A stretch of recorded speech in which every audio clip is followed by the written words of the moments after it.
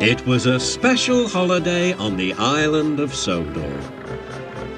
Bertie the bus was working harder than ever before. All the engines were busy too.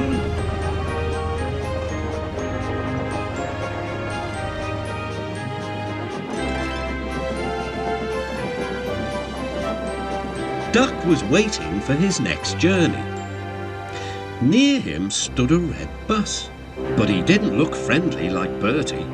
The bus growled as he gazed at the happy passengers. Stupid nonsense, he grumbled. I wouldn't have brought them if I'd known. I'd have had a breakdown or something. I'm glad you didn't, smiled Duck. You'd have spoiled their fun. Bah!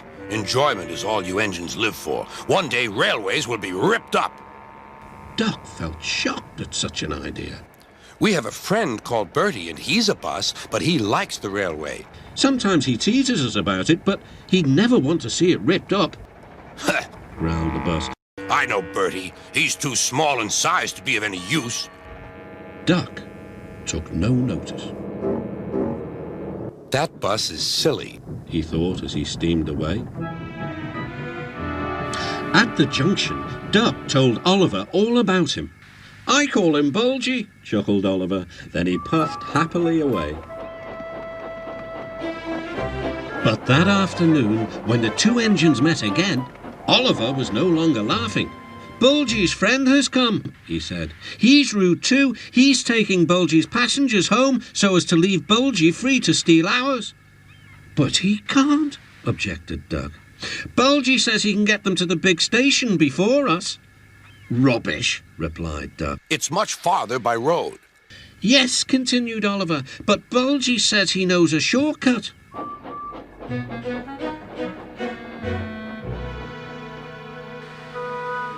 That evening, the engines were preparing for the homeward rush. Where are the passengers? They wondered. Look, shrilled Oliver. Look at Bulgy. He's a mean scarlet deceiver. Bulgy was wearing a large sign saying Railway Bus. Yeah, boo snubs, he jeered as he roared away. Come on, puffed Duck to his coaches. Let's see what he's up to.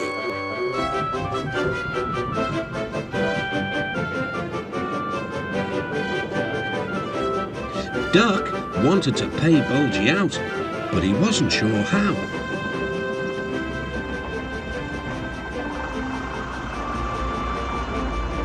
Then, in the distance, Duck saw a man waving a red flag. That meant danger. The line here crosses a narrow road, and there was Bulgy, wedged firmly under the bridge. So this was his shortcut, chuckled Duck. He tricked us, shouted Bulgy's passengers. He said he was a railway bus, but he wouldn't accept our return tickets. He wanted us to think railways are no good. Duck's crew examined the bridge. It's risky, but we must help the passengers. Passengers are urgent, agreed Duck. Duck slowly and carefully set off across the bridge. Bulgy wailed as he felt the bridge quiver.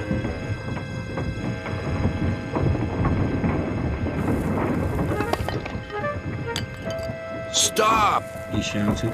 It might fall on me. That would serve you right for telling lies, said Duck. But the bridge didn't collapse. Duck made good time, and all the passengers caught their trains. The bridge is now mended, but not, unfortunately, Bulgy and his ways. He never learned sense. He's a hen house now, and his lies can do no harm. The hens never listen to them anyway.